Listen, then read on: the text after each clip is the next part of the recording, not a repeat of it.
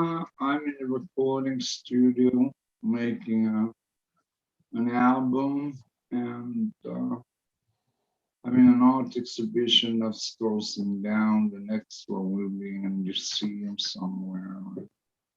Things are rocking and rolling, man. Awesome, man. Do Awesome. you see us properly?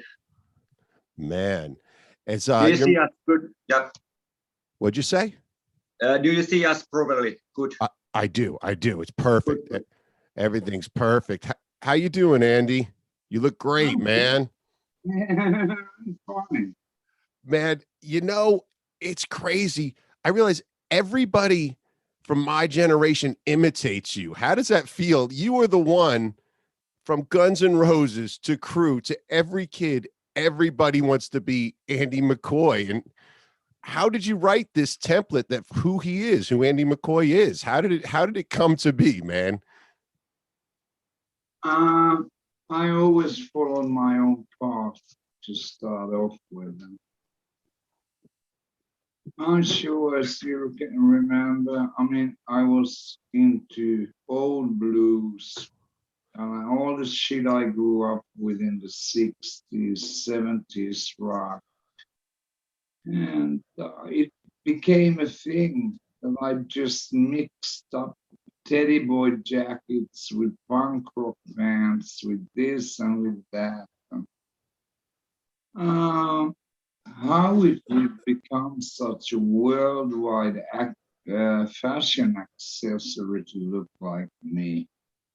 You know, you tell me, can't, if I knew the answer to that, I'd be a fucking mega billionaire, zillionaire. This is true. This is true. I mean, in star points, you are a billionaire to us. I always flip out that you wrote the line "Welcome to the Jungle." If you go back to your music, that was your line originally. Oh yeah, welcome to the ocean, To welcome the to the sea, welcome to the jungle, deep inside of me. I right mean, on the underwater world. Yeah, that's crazy that was originally your line, and a band that emulated everything you do. That definitely based their career, a big portion uh, of it on you. pretty much. Yeah. Yeah. And one thing that's crazy, Andy, and I've been lucky enough to be in the room with you. There's this electricity that takes place, when you walk in a room lights up. People say that, but when you're just yourself, you don't feel that way. Really? I suppose it is the cosmic rays that I bloody shoot out. I don't know. It's something in a person that can tell other people this person has been blessed or just got a different kind of energy. I don't know, man. Yeah. I mean, it's just I don't know much. I mean, I did not attend school a lot. I skipped most of it, except the lessons I like music and arts. But the rest of it, have I ever needed it? Not really. Well, of course, you have to be able to read and write and count somewhat, so, like chemistry and physics. Unless you're gonna go for something in those lines, why even bother to practice alpha versus omega? What the fuck times 3.955, you know? Where would it take you in life, in real life? That's true.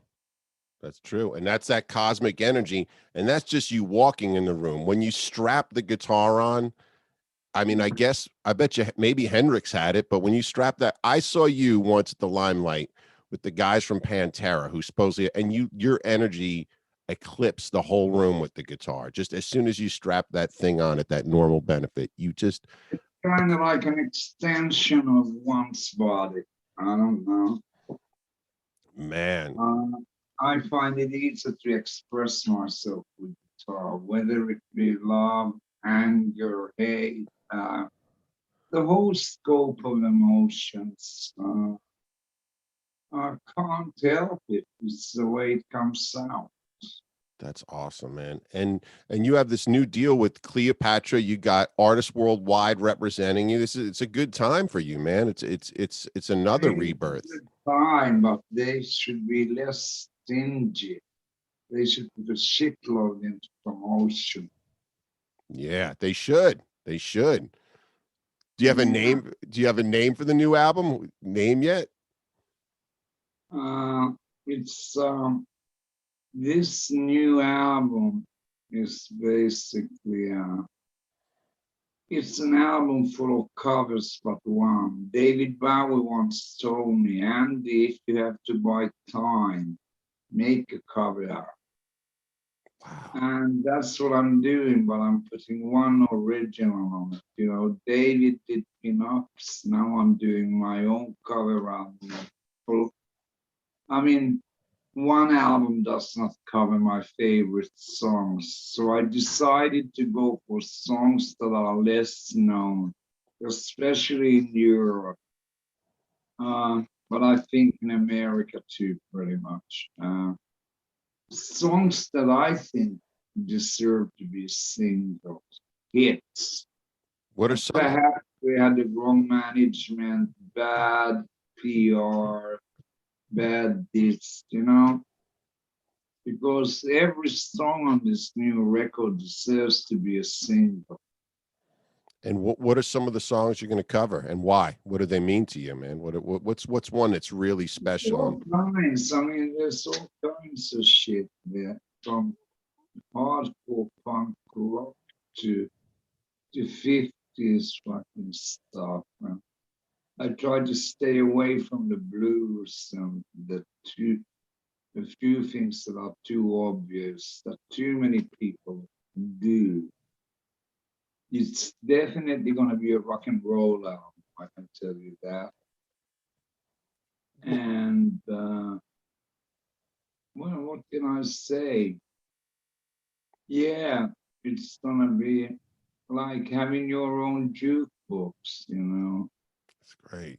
The album's title is gonna be Jukebox Junkie. Oh, I love it. That's great. Remember, jukebox is so cool, man. I miss that. Huh? I miss the jukebox. Jukeboxes were so cool, man. Yeah, remember? Yeah. Oh, yeah. Oh, Oh, we get 2 or 3 songs. oh, you put your money in, just, and those 50 songs were so haunting. That haunting music sometimes. Oh yeah, I mean, they're a lot deeper than people seem to qualify them as nowadays. The youth,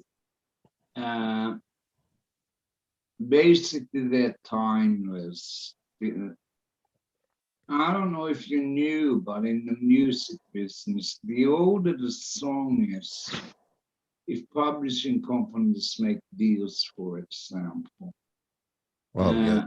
somebody owns the rights for something, someone don't. The older the song, the more valuable it is. It's Oh, like really? yeah. Wow. Those chords. And I remember sitting in a room and hearing you play Strung Out Over You, and that had that haunting, those haunting 50s chords, not the rock and roll 50s, the haunting 50s. Like, I mean, that's, I don't know. I suppose it all comes from like stuff I listened to when I grew up, and it all got mixed up. My head's like a blender, you know. right, And right. it comes out sounding like me.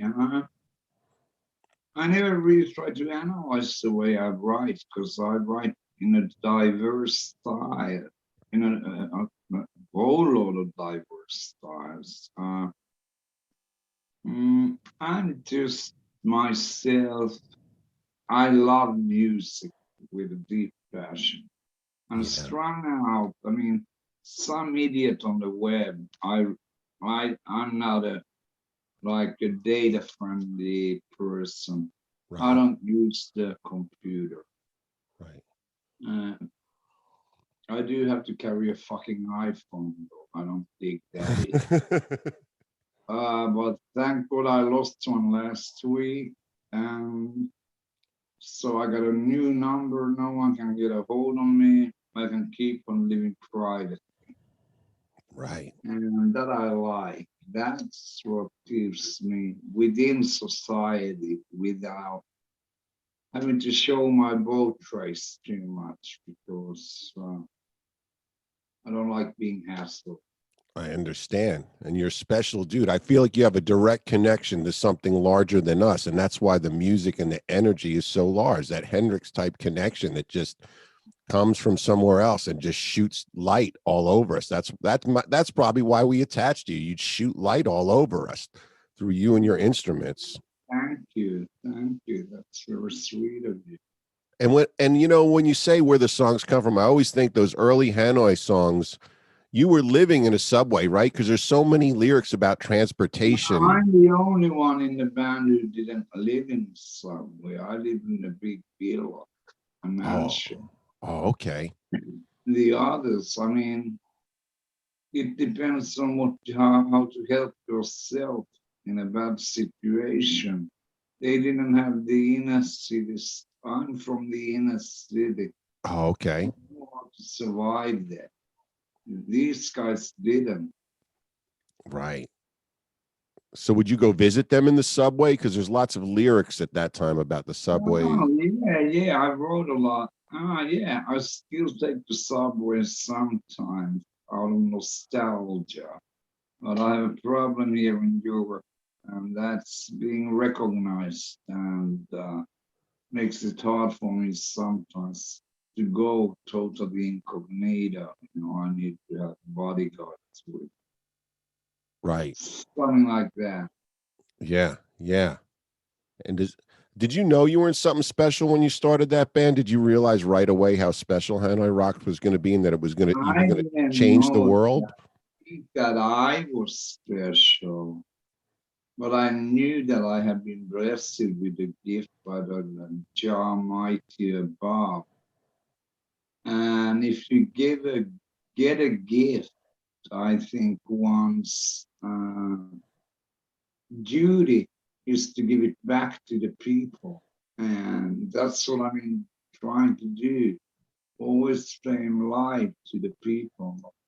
Then you get to a point where your back catalog is as big as mine.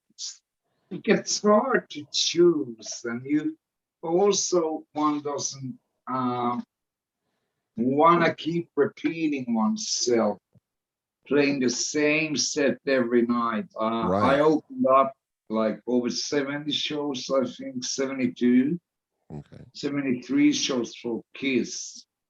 And I mean, they're sweet guys and all, gentlemen, but to me, it was more like rehearsed theater because they had the same song order the whole tour through, and every fucking time Paul rapped with the audience, it was the same thing except the name of the city changed. And yeah, quite a few times the name of the city was the wrong city. Shit happens, huh? To the best of us. And Paul's a sweetheart, you know, Yeah. he's a really good guy. Well, I saw that tour, and the difference definitely is there's Kiss is fun and it's like a comic book, but it's not It's real. like a theater thing to Yeah. me. But It's not rock and roll.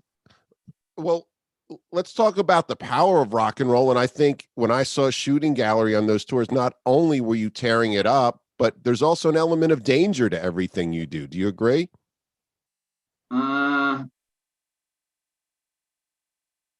A degree of danger. I'm not carrying a piece right now, man. I'm in Europe. I mean, the danger in the rock and roll. There's a danger. It's not always sweet when you step on the stage. It seems like fierce, and there's a danger. If it's about rock and roll, it's gotta have danger. Right. It's gotta be mean. But then again, you also need songs that are very touching inside, you know, emotionally, that move you. And yeah, whether it's in the to the aggressive side or to a more emotional level, tear jerky. I don't really mind as long as it awakes the, the vibes in people. Then I think I lived right by the faith I lived by, which is very close to Rastafari. So, And that's yeah.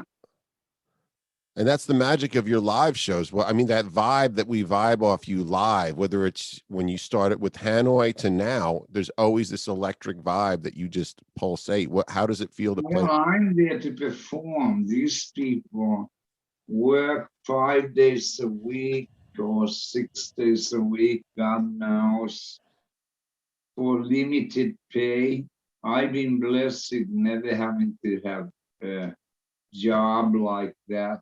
I made a living out of music and art all my life, and I never had to suffer for it, not in a bad way anyway. When I was a young guy, yeah, I got ripped off a few times, and a few things are being sorted out right now, which I'm sure your people will hear about in the not too far future.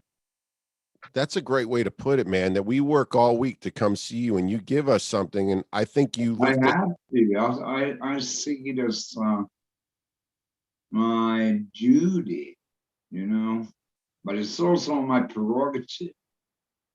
I Right. want to give you guys vibes. Wow.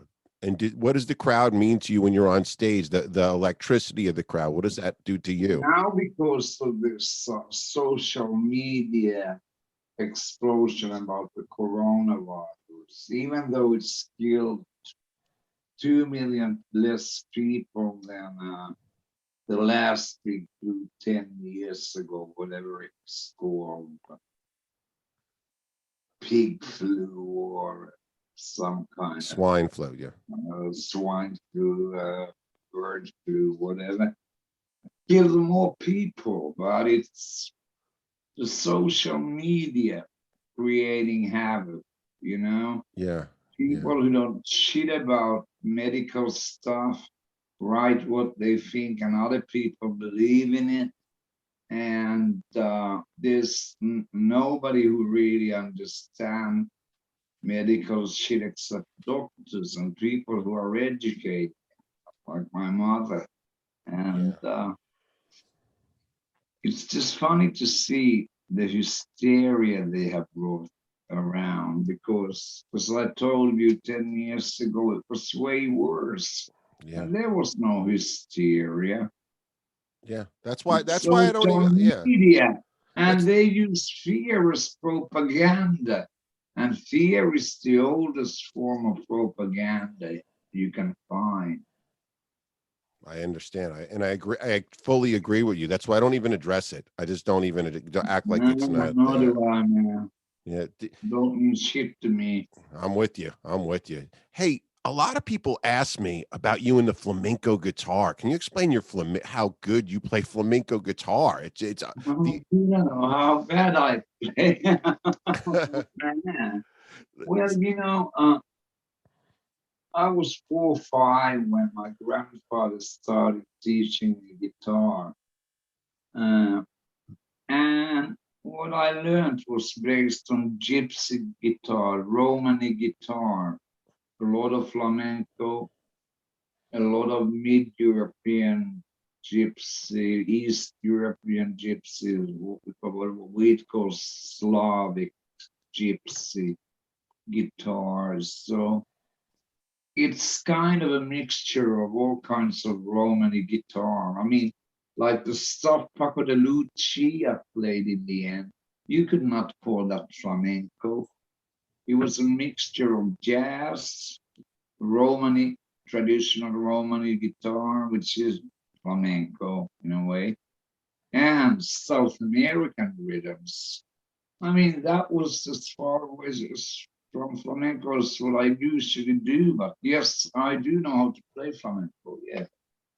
And you hear that in those some of those Hanoi rock songs and your current music. You were bringing that in, and that's why you were making music we had never heard. You were mixing rock and roll, flamenco, punk, metal. It was Well, these are all just labels.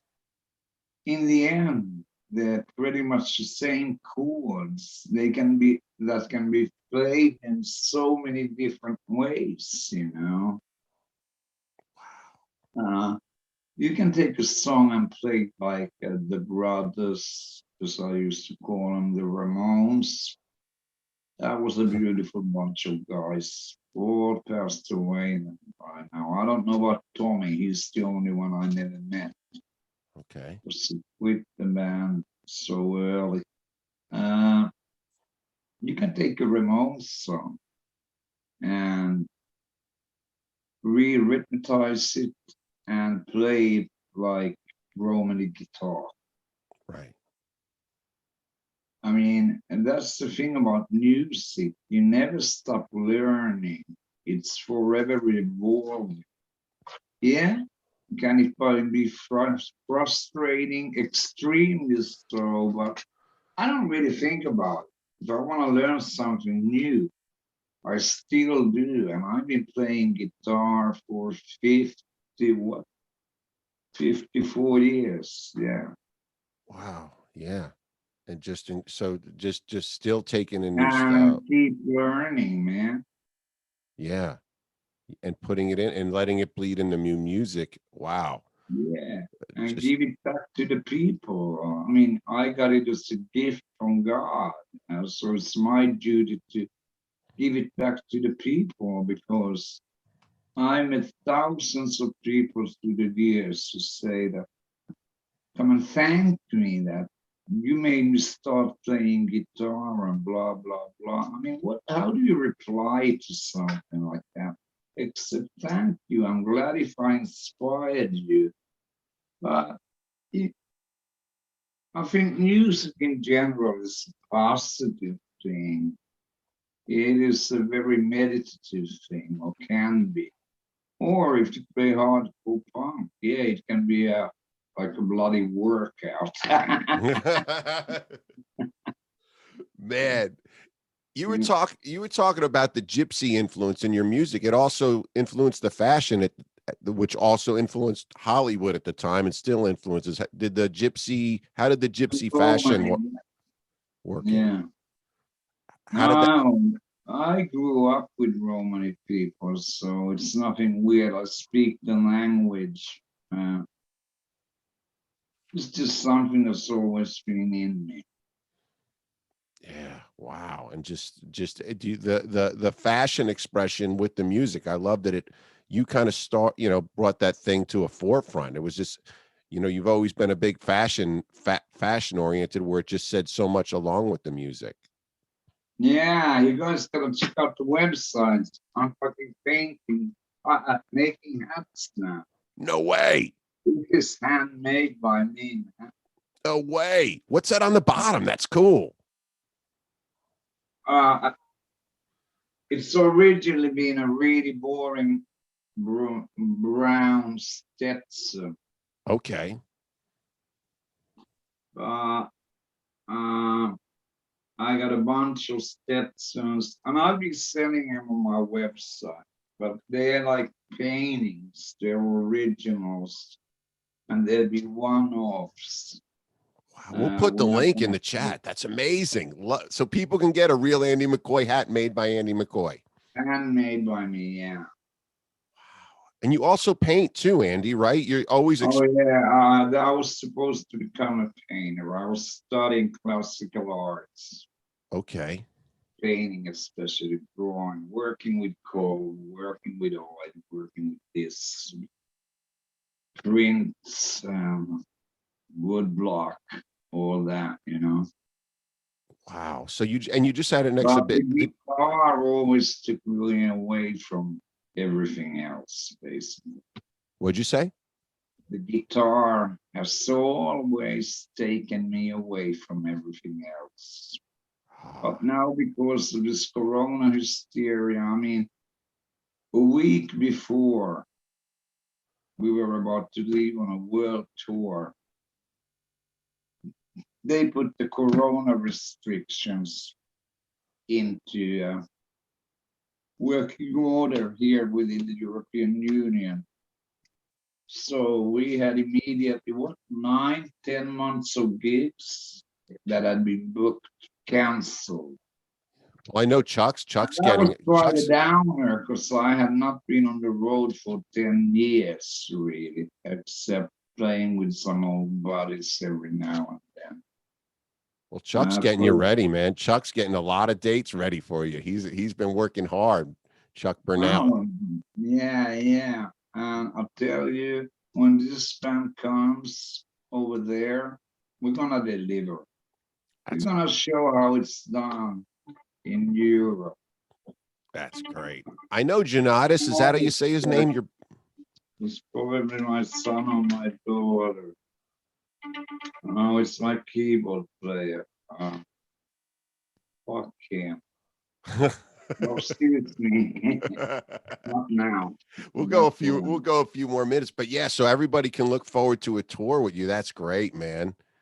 And I saw you did some acoustic dates. What's the difference between acoustic and electric, those animals for you when you play acoustic? Acoustic, you can't play as big as places with a band. It doesn't project as well. But if you want intimacy and stuff like that, and you play to like 500 to 1,500 people, you can really blow minds just with an acoustic guitar and your voice. But if you have a band, it costs a lot to keep a band on the road. The roadies, technicians, they want to be cool nowadays. When I was young, they were all just a bunch of dirty roadies. Yes. Now they guitar techs and drum techs and fucking probably carrying an amplifier tech.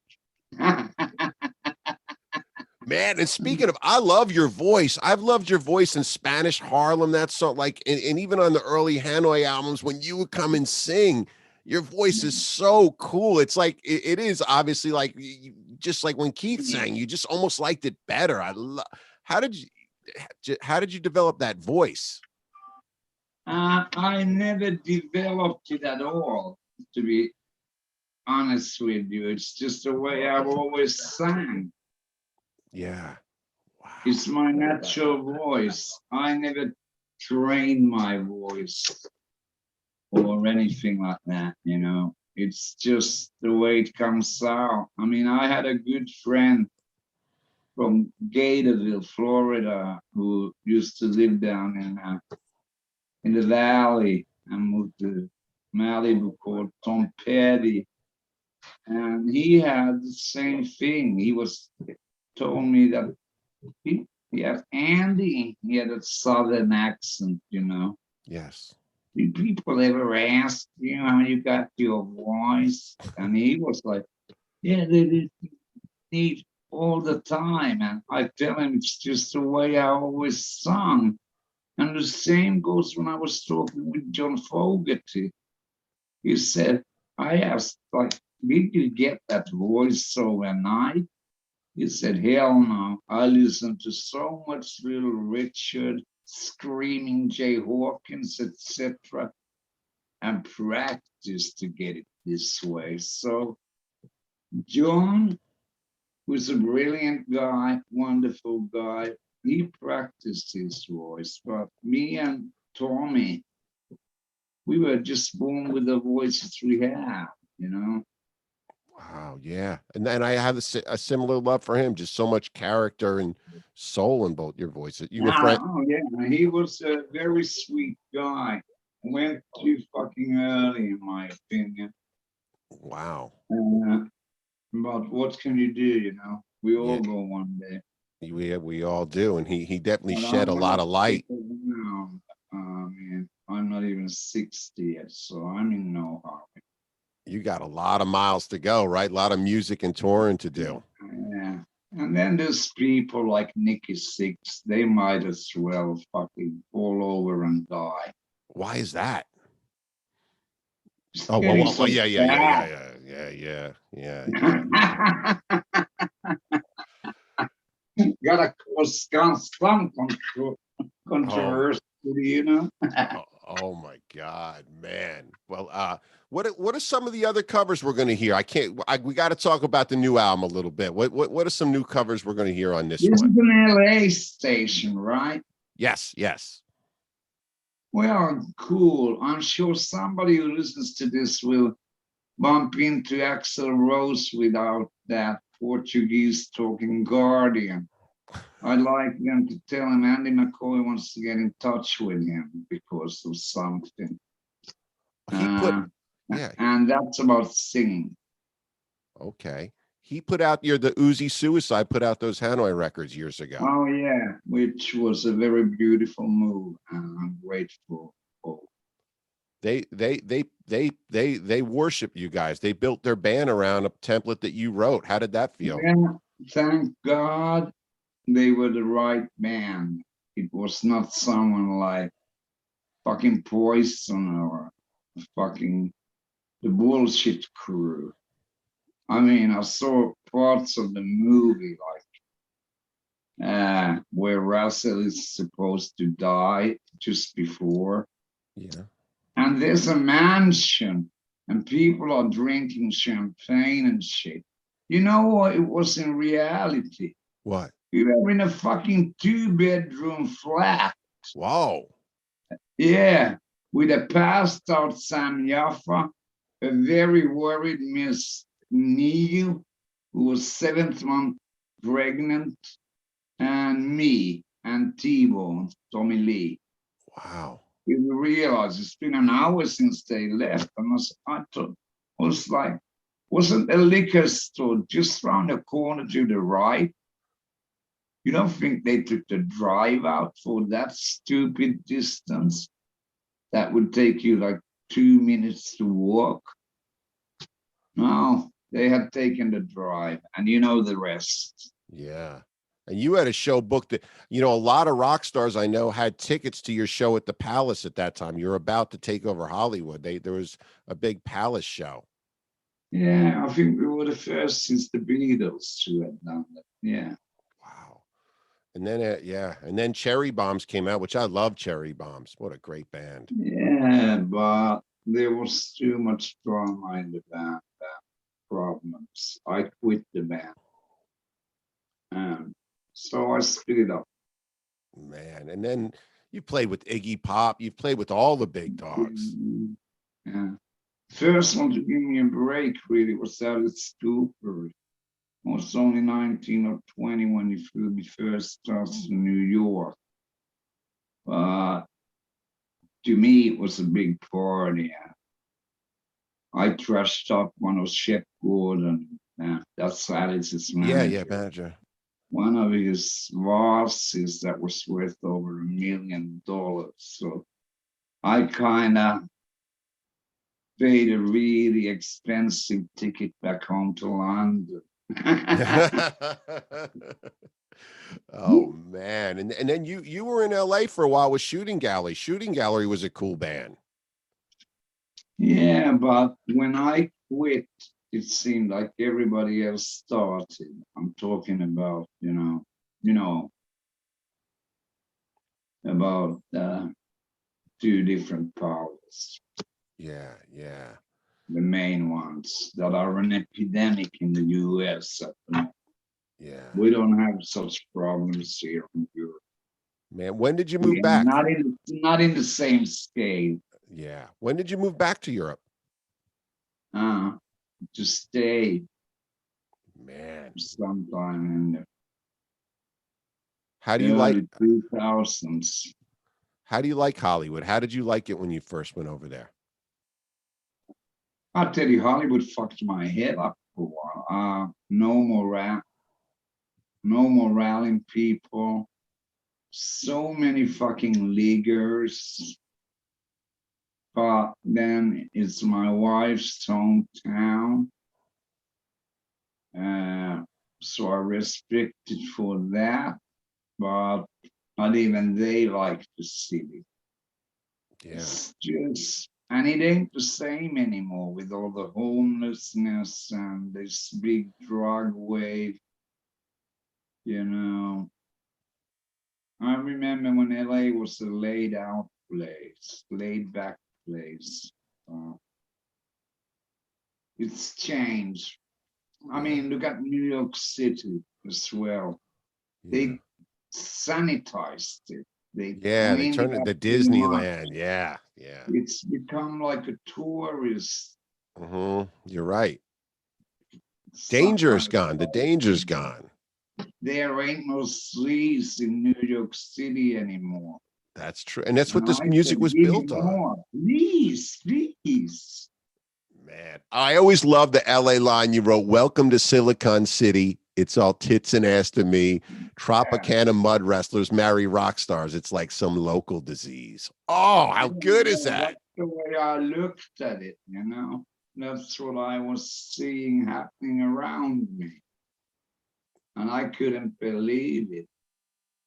Because, you know, most of these chicks, they're only after the bread. There's no real love there. Yeah. If there is, it's very seldom.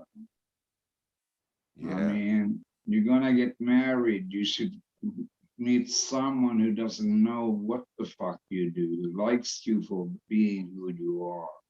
That's true. Not for what you are or created out of yourself. Yeah. Well, that's so true. Well, man, Andy, I can't wait to hear this record. It's so cool that it's going to come out, man. We're going to put links to your hats. I love your hats, your art. That hat blew my mind, man. It's so beautiful. Like all your music, like everything you do. Thank you for sending us so much light all the time. And thank you for spending your time with us, man. We love you. My pleasure, man. I mean, Southern California will always be my second home after Europe. So I'll be around there. All right. Thank you. Thank you so much. Corona hysteria passes over and things go back to something like normal, whatever normal is. Whatever normal is. You'll be down rocking. Well, we look forward to see you on the stage and sending us your good vibes from the stage that you always do, man. You're such a powerhouse. Dude. Okay. Thank you. Such an icon. You and all the listeners, dude. Thank you. Peace. Bye-bye.